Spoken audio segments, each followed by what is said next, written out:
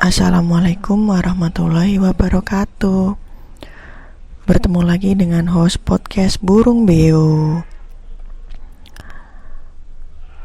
Di episode kali ini aku ingin ngomongin tentang buku nih.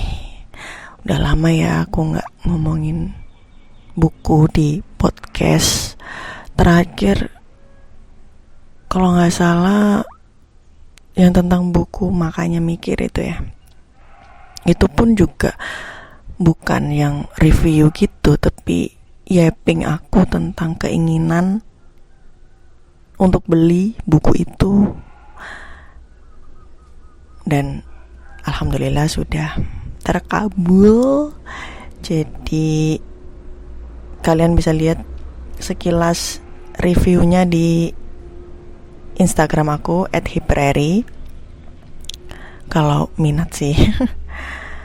Nah, kalau sekarang aku ingin ngomongin soal buku, atau lebih tepatnya novel yang sebenarnya gak direncanakan untuk dikoleksi, yaitu serial Harry Potter. Oh, siapa yang tidak kenal dengan tokoh satu ini ya, sangat legend. Kayaknya hampir semua book lover, bookworm itu pasti tahu tentang karakter ini. Karena memang sebelum ada filmnya,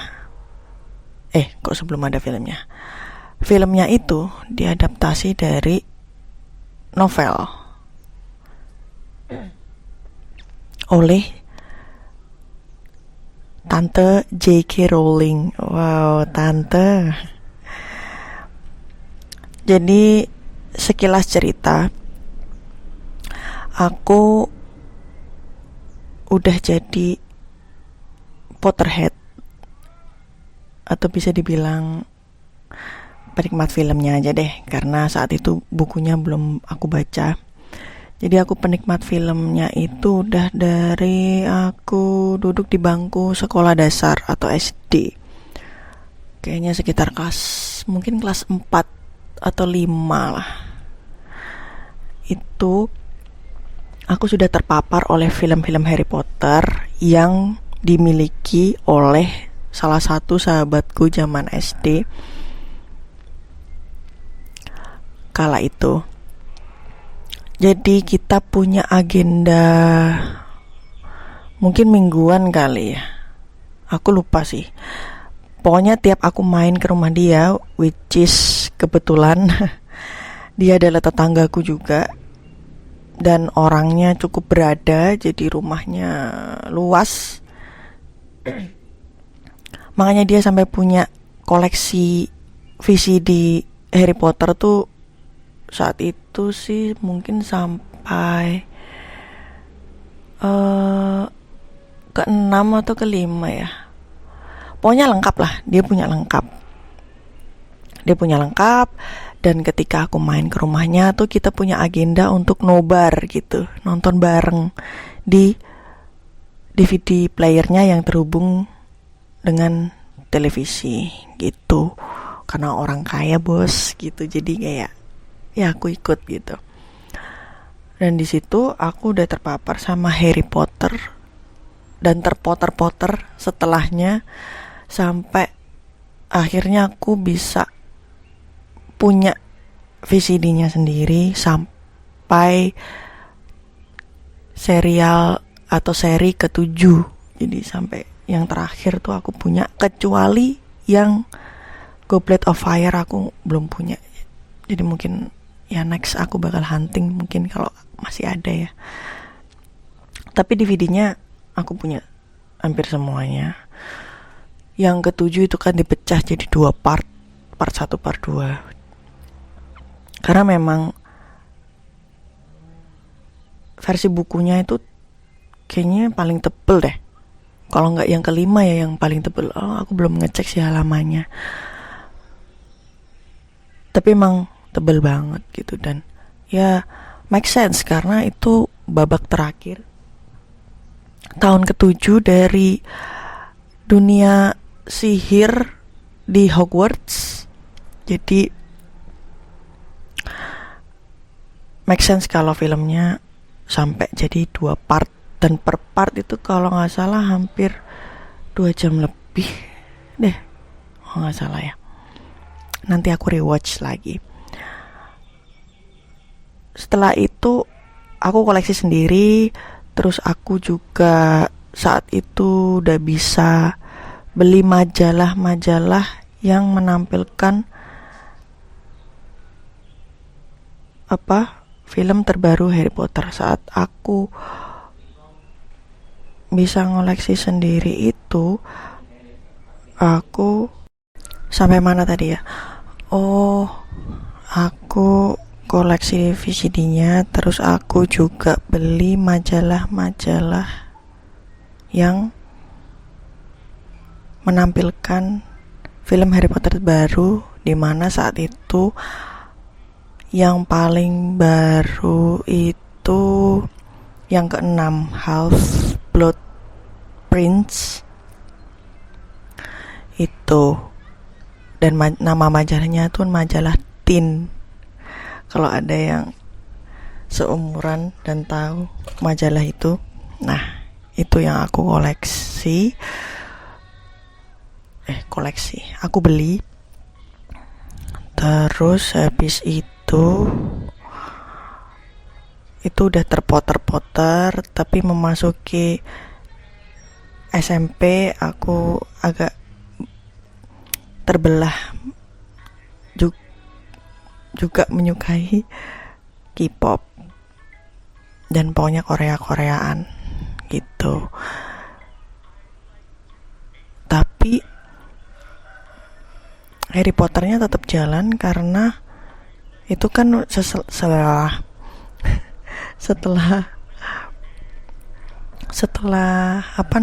yang ke-6 kan bakalan ada yang ke-7. Nah itu setiap kali aku saat aku ke Gramedia waktu novel yang ke-7 itu rilis, itu aku masih merasakan euforianya. Gramedia masih memajang novel Harry Potter itu di front line gitu. Jadi benar-benar bagi kalian yang di Kediri dan tahu Gramedia Kediri, nah di situ setelah masuk dan belok kiri, yang di sebelah kanannya kasir itu, di situ masih terpajang benar-benar semua novel Harry Potter yang cetakan lama ya teman-teman ya. Jadi bisa browsing gimana tampilan atau cover cetakan lama. Nah, itu di situ dipajang semuanya. Dari yang pertama sampai yang terbaru yang ke-7. Bahkan yang ke-7 itu aku masih ingat banget. Dia itu harganya 200.000 pas, dengan ketebalan segitu, dan juga sinopsis yang cuma 1 kalimat atau 2 kalimat gitu. Nggak kayak yang lalu-lalu kan kayak panjang-panjang kan sinopsisnya gitu. Nah kalau ini tuh cuma 2 kalimat doang gitu. Itu masih inget banget, di kepala tuh masih jelas seberapa euforianya tuh masih meletup-letup gitu. Sampai sepanjang rak depan tuh pokoknya semuanya tuh tentang Harry Potter gitu. Dan itu mungkin salah satu penyesalan yang sungguh terlambat disesali. Itu adalah kenapa aku gak ngoleksi bukunya juga ketika aku bisa ngoleksi VCD-nya gitu. Padahal saat itu maksudnya harganya, tapi kalau boleh ya agak membela diri supaya nggak nyesal-nyesal amat, adalah karena aku udah terpapar dengan dunia visualnya duluan gitu. Aku emang suka baca dari SD itu, terus SMP juga gitu, dan sampai sekarang gitu. Cuma untuk kasus Harry Potter, karena aku lebih kenal filmnya duluan, jadi aku merasa,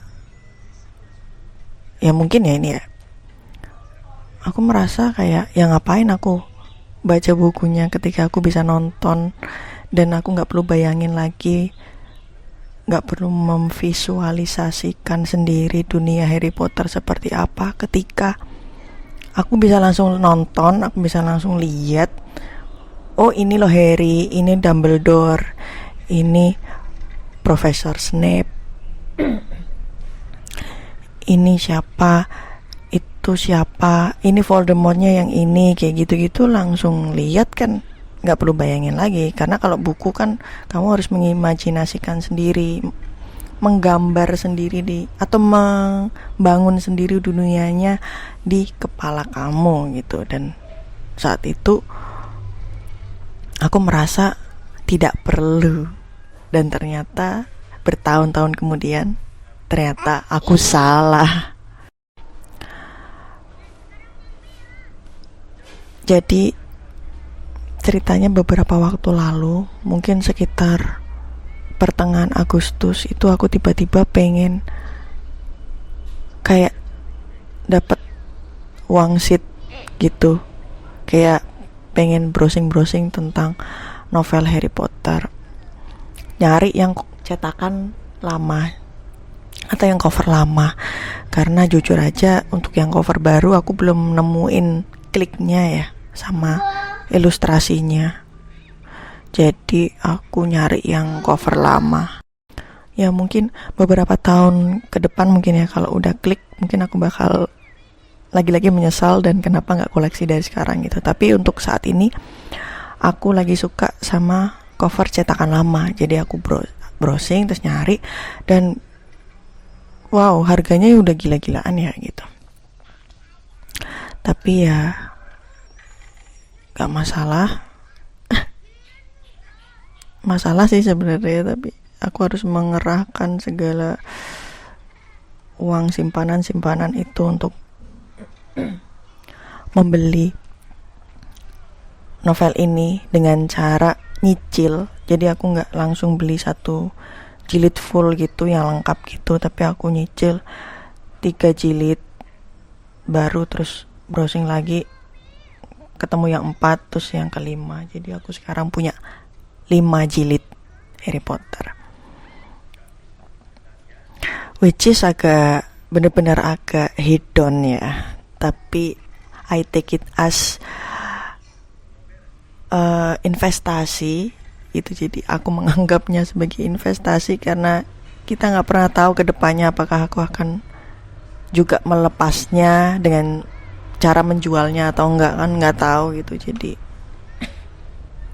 I take it as investasi,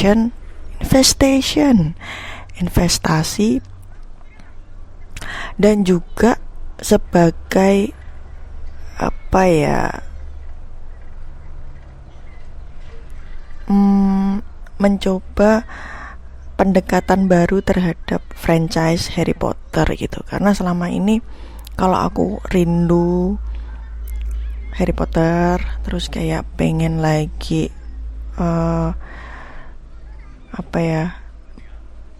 melihat lagi dunia Hogwarts, dunia sihir dan lain-lain, tuh aku selalu rewatch filmnya itu, selalu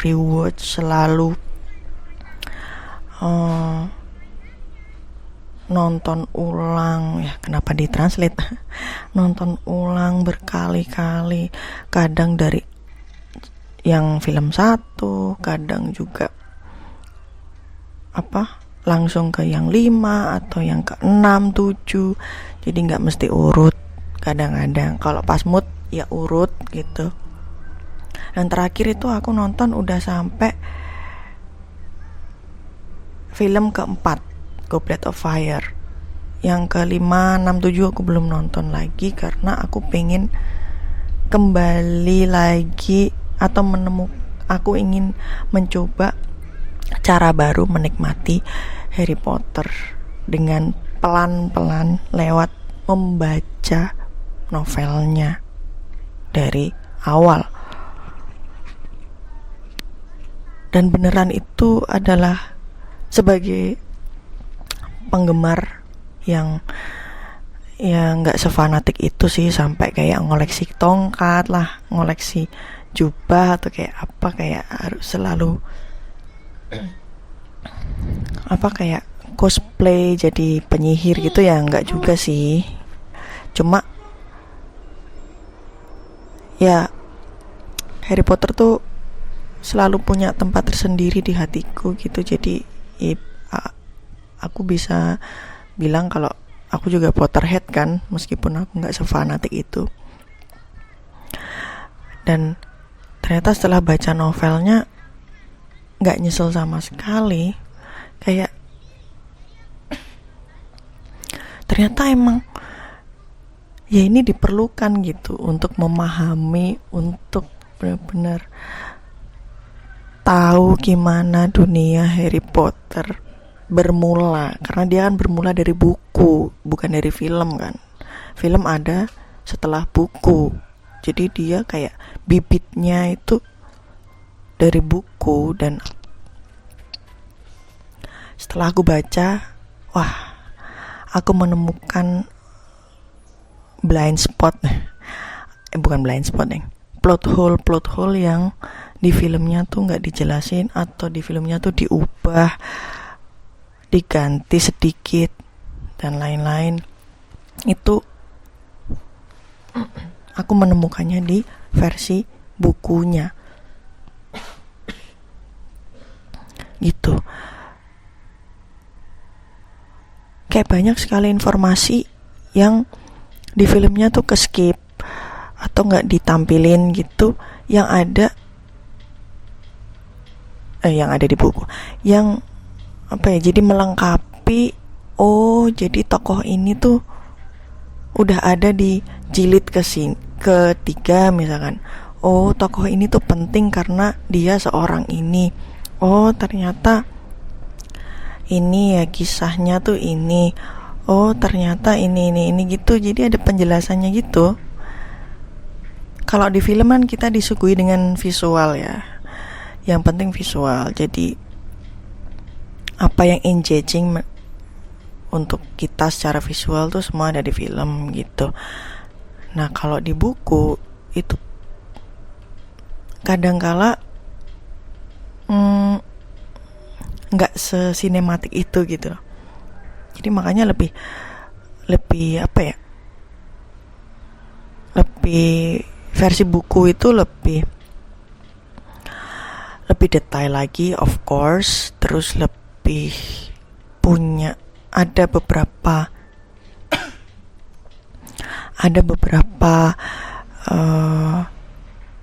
backstory yang nggak ada di film itu, ada juga.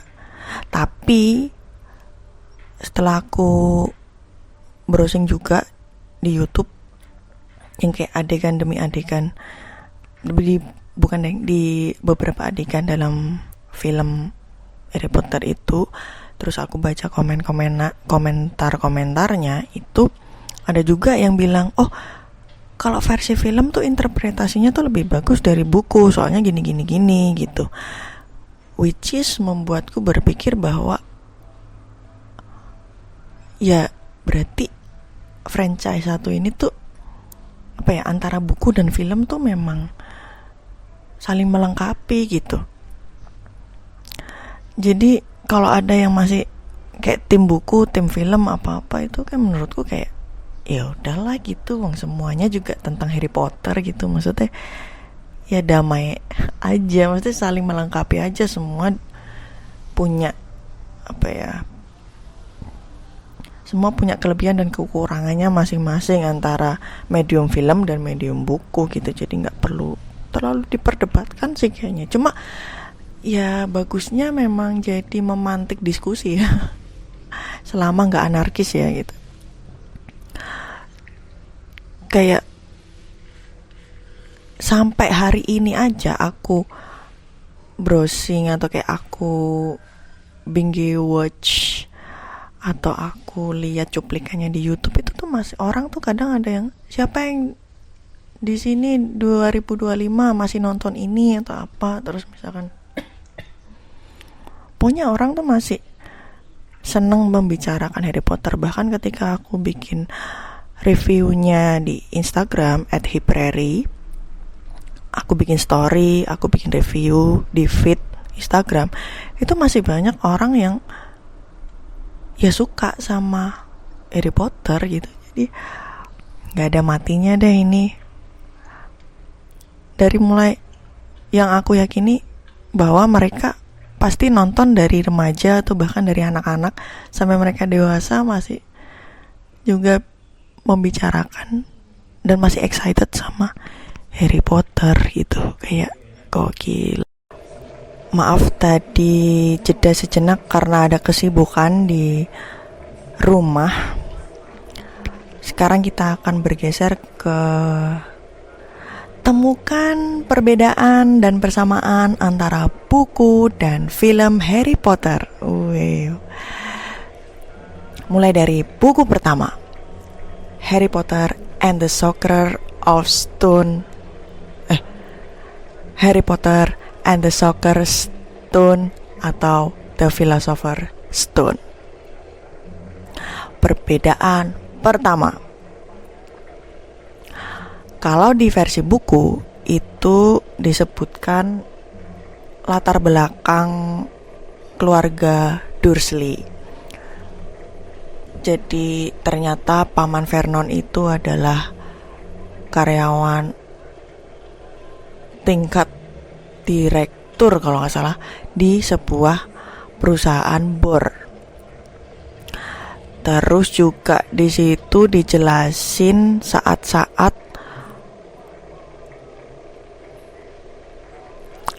dia pergi kerja itu sempat melihat beberapa penyihir pakai jubah dan pakai pakaian yang pokoknya ala-ala penyihir gitu di jalanan, dan bahkan sempat bertegur sapa sama Paman Vernon yang dia kayak, hah, siapa nih orang gitu, pakaiannya aneh dan lain-lain gitulah gitu.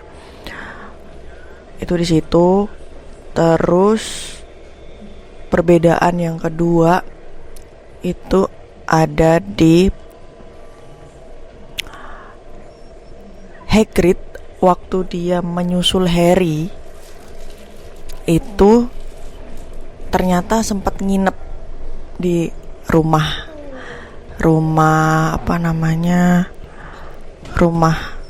yang di tengah karang itu, sempat nginep. Terus yang ketiga, waktu mereka ke Lakey Cauldron yang sebelum ke Diagon Alley itu kan sempat ketemu sama Profesor Quirrell. Nah di situ kalau versi film kan Profesor Quirrell tuh nggak mau salaman sama Harry Potter. Tapi kalau di versi buku itu dia mau salaman sama Harry Potter. Lalu yang keempat itu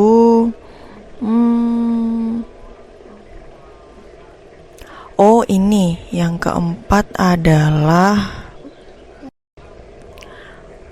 waktu mereka mau melewati ini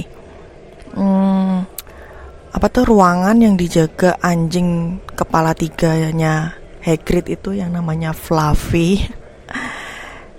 Itu di situ kalau versi buku si anjing-anjing itu kalau nggak salah di versi film itu kan sempet kebangun, terus mereka akhirnya bisa masuk. Sampai mana tadi ya? Oh, kayaknya sampai 4 ya. Sampai 4. Yang keempat itu ternyata sampai ini deng melewati ini ya, anjing kepala 3 itu. Itu kalau di versi film kan sempet bangun. Kalau di versi buku itu mereka fine-fine aja tuh. Apa sempet bangun ya? Tapi pokoknya on time lah ketika mereka udah memasuki ruangan di bawah anjing itu yang ada pintu bertingkap itu. Nah, mereka bisa masuk dengan mulus. Dan alat musik yang mereka bawa untuk menidurkan Fluffy itu seruling. Itu yang ada di buku. Kalau di film sih enggak sih, pakai harpa kalau di film. Nah, terus ketika mereka masuk, kalau di versi film itu kan dia nyemplung, terus ada tanaman rambat itu kan. Nah, kalau di versi buku aku ngebayanginnya tanaman rambatnya tuh masih agak sana gitu. Jadi mereka turun tuh di tanah datar, baru ada tanaman rambat yang merambat kayak gitu-gitu gitu. Nah, terus lanjut yang terus mereka mereka sebelum ke catur sihir itu mereka kan nyari kuncinya. Nah, pas nyari kuncinya itu, kuncinya kan kayak berterbangan, jadi kayak capung gitu kan. Cara dapetin kuncinya itu dengan cara naik sapu. Nah, kalau di versi buku sapunya itu 3. Kalau di versi film 1, yang naik Harry doang. Kalau di buku 3-3-nya naik sapu. Terus yang waktu mereka udah masuk, kuncinya udah dapet, terus udah masuk, kan ruangan catur sihir tuh. Ruangan catur sihir itu kalau di versi film itu kan Ron Weasley itu kan naik si kuda itu kan. Nah, kalau di buku itu mereka semua ya udah orang aja yang di peta caturnya tuh orangnya aja. Jadi kayak Hermione sama Harry. Terus habis itu, nah sebelum ke batu bertuah itu, sebelum ke ruangan batu bertuah itu ternyata ada satu step yang gak ada di film, dimana mereka harus memilih ramuan yang bisa mengantarkan mereka ke tahap selanjutnya gitulah. Nah, itu yang ke ruang ramuan itu si Harry sama Hermione.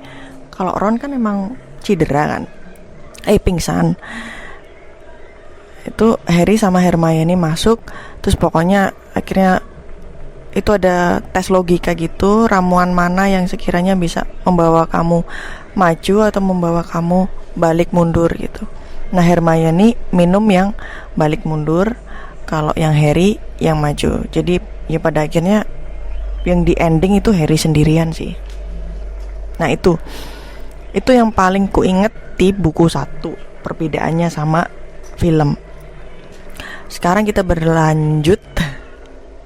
melanjutkan ke buku kedua, Harry Potter and the Chamber of Secrets. Ini seru sih. Ini poin pentingnya ada di Ginny Weasley. Dan di buku itu lebih diperjelas lagi gitu, gimana Tom Riddle alias Voldemort itu menggerakkan Ginny Weasley untuk menebar teror di Hogwarts. Itu lebih detail di buku. Jadi kalian kalau misalkan merasa, loh, di film kok tiba-tiba Ginny yang itu, kalian harus baca versi buku sih, karena lebih detail di situ penjelasannya. Itu karena dia kunci, Ginny Weasley ini di sini kunci gitu. Kunci dari segala macam teror yang ada di Hogwarts tentang kamar rahasia itu ada di Ginny Weasley. Jadi kalian harus baca di situ. Terus kita yang ketiga, Harry Potter and the Prisoner of Azkaban, tawanan Azkaban.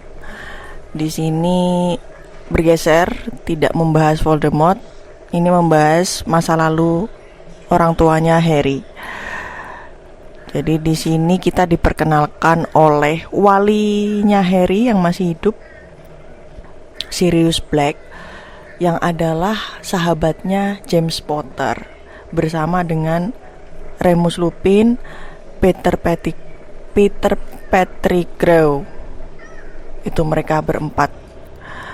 Nah, di sini tuh aku paling aku suka itu adalah persahabatan, kisah tentang persahabatan 4 orang ini, di mana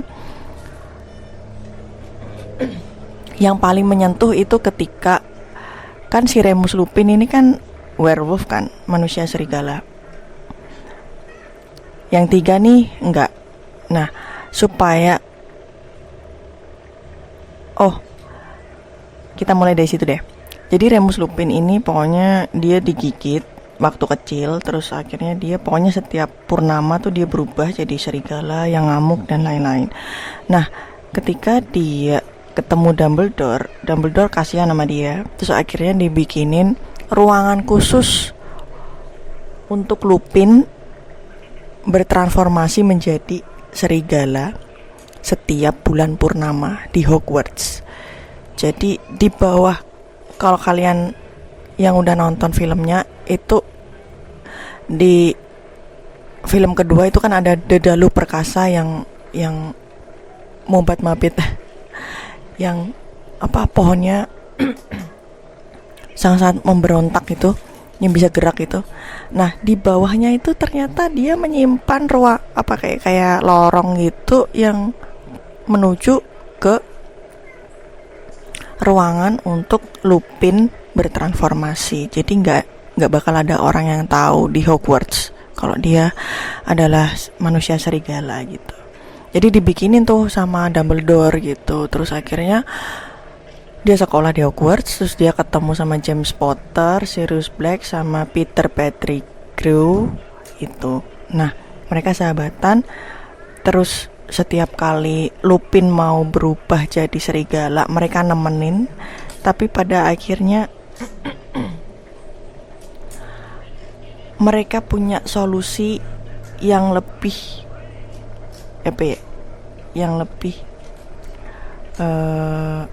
setia kawan daripada cuma nemenin, yaitu mereka mengubah diri mereka menjadi animagus. Jadi penyihir yang bisa berubah jadi binatang, mengubah diri menjadi binatang, bertransformasi menjadi binatang. Itu kayak aku tahu penjelasan itu di buku, kayak oh my god, jadi itulah kenapa Patronus yang nolong Harry waktu sama Sirius pingsan itu, yang diserang sama Dementor banyak itu, ya di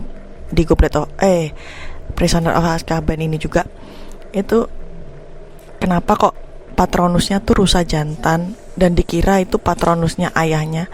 Ternyata ya karena ayahnya tuh adalah seorang animagus dan dia selalu berubah jadi rusa jantan. Kayak aku langsung kayak wow, jadi semuanya make sense sekarang gitu. Kayak I love novelnya, I love banget. Kayak ini melengkapi pengalamanku tentang dunia Harry Potter sih itu. Terus habis itu pokoknya yang paling penting di Prisoner of Azkaban tuh persahabatan 4 orang itu. Itu yang ketiga. Oke, kita sudah 3 buku. Ini aku baru masuk ke buku keempat, jadi belum selesai aku bacanya guys. Jadi aku belum bisa ngasih perbedaan atau persamaan antara buku dan filmnya. Tapi sejauh 3,5 buku ini, selain aku mencari perbedaan dan persamaan itu, aku jadi mikirin sih detil-detil lain, dimana J.K. Rowling ini jenius sih menurutku dalam menciptakan dunia fantasi itu. Karena gini, kalau misalkan kita lihat ini kita bergeser ya ke topik POV penulis. Kalau boleh aku sedikit menganalisis dari perspektif penulis. itu aku lihatnya dia membangun dunia sihir ini tuh sebenarnya kerangkanya tuh udah ada di dunia nyata. Kayak misalkan dia sekolah, misalkan sekolah, kata sekolah doang itu kan udah ada objeknya di dunia nyata kan ada, cuma dia nambahin sekolah sihir. Sekolah sihir berarti hal-hal yang nggak mungkin di dunia nyata bisa mungkin di sini. Sekolah sihir ada mata pelajarannya, bahkan ada kayak surat masuk, pemberitahuan bahwa masuk ke sini, terus tanggal ini masuknya, terus ini yang perlu dibeli, peralatan sekolah dan lain-lain gitu. Terus habis itu ada, nggak cukup sampai di sekolah dan juga mata pelajarannya, ada olahraga sihir juga. Ada olahraga sihir. Biasanya terus dia mungkin mikir kayak, olahraga sihir ya, apa ya yang identik dengan penyihir? Sapu. Sapu terbang. Olahraganya pakai sapu terbang. Konsepnya kayak sepak bola, tapi dia di atas sapu. Jadi dia naik sapu, tapi dia juga, ya pokoknya sama kayak bola, bahwa ada bolanya, tapi bolanya ada 4 atau 5 ya, kayaknya 4 deh, 4 sama 1 golden snitch gitu. Posisinya juga ada chaser, ada beater, ada keeper, ada seeker. Hampir sama kayak, konsepnya tuh hampir sama kayak sepak bola gitu. Nah, dia tinggal mentranslate sepak bola yang olahraga darat ke sihir, berarti dia pakai sapu dan dilakukan di udara gitu. Terus habis itu nggak cukup sampai sekolahan dan instrumennya, dia menciptakan kementerian sihir. Jadi politiknya juga ada nih, dunia sihir ini. Gila gak sih? Kementerian sihir, bahkan ada penjaranya juga. Jadi dia tuh menciptakan dunia sihir tuh bukan cuma kayak perang-perangan sihir pakai tongkat atau apa gitu lah, langsung kayak kubu jahat, kubu baik, terus kayak gitu-gitu loh. Tapi dia merancangnya tuh udah kayak dunia nyata, ada apa ya, kayak ada sistemnya, terus ada kementeriannya, bahkan itu kayak sebenarnya udah ada di dunia nyata kan, cuma itu diubah ke dalam bentuk sihir gitu, sihir gitu. Jadi kalau membayangkan, maksudnya sebenarnya nggak terlalu,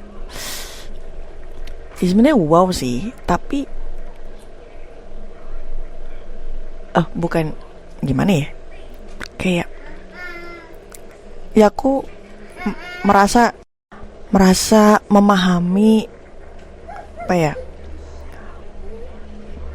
pola berpikir kepenulisan J.K. Rowling itu, inspirasinya tuh dari ini ya, dari dunia nyata aja gitu. Apalagi kan katanya beliau itu dapat inspirasi waktu terjebak delay di kereta kan.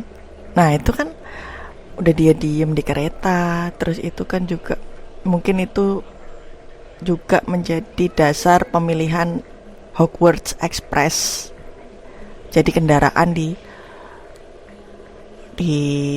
Hogwarts, menuju ke Hogwarts gitu.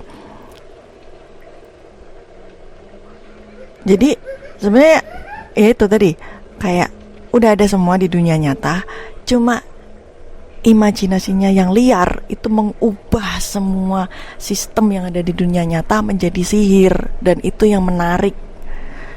Orang selalu tertarik sama dunia Harry Potter tuh karena itu, kayak ada kementeriannya lah, ada olahraga sihir, ada turnamen sihir, ada segala macam yang mungkin hanya terjadi di kepala kita gitu. Dan selain world buildingnya J.K. Rowling yang bukan main itu, yang paling aku suka juga ini kejeniusannya menciptakan nama-nama, dari mulai nama karakter sampai nama turnamen, nama olahraga, nama kementerian lah, atau kayak nama apa-apa itu kayak keren banget gitu. Dan kadangkala beberapa kata tuh ya sebenarnya itu bahasa Inggris biasa gitu, tapi bukan bahasa Inggris biasa sih, ya bahasa Inggris yang artinya ya sama kayak tapi ketika disandingin tuh kayak magical banget nih nama gitu. Keren sih.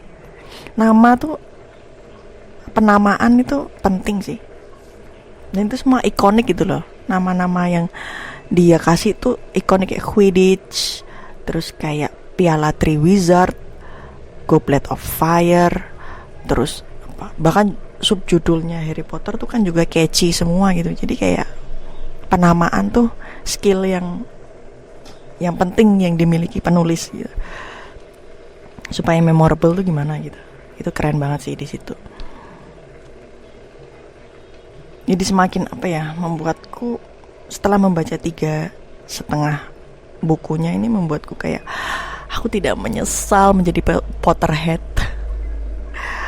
Kayak menumbuhkan kembali jiwa Potterheadku yang sempat terkubur bersama dengan kuburan Albus Dumbledore.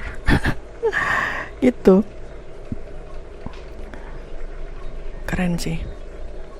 Keren banget. Kayaknya abis aku menyelesaikan Harry Potter yang keempat ini bakal rewatch lagi filmnya, atau mungkin lanjut ke buku kelima, nggak tahu juga.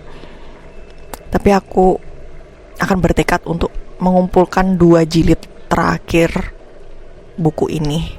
Pokoknya harus punya lengkap sih. Aku ingin menikmati dunia Harry Potter dengan lebih detail lagi, dan untuk menyenangkan inner childku, karena ini my whole childhood memories tuh ada di Harry Potter ini. Jadi kayak ini mengobati kerinduanku yang mendalam. Cila, nggak sih, kerinduan biasa. Oke, kayaknya segitu dulu aja ya. Yappingnya udah panjang banget nih. Mungkin next kalau misalkan aku mood yapping tentang ini lagi ya aku lanjut. Kalau enggak ya kita topik lain aja. Jadi sampai jumpa di podcast atau episode selanjutnya. Wassalamualaikum warahmatullahi wabarakatuh.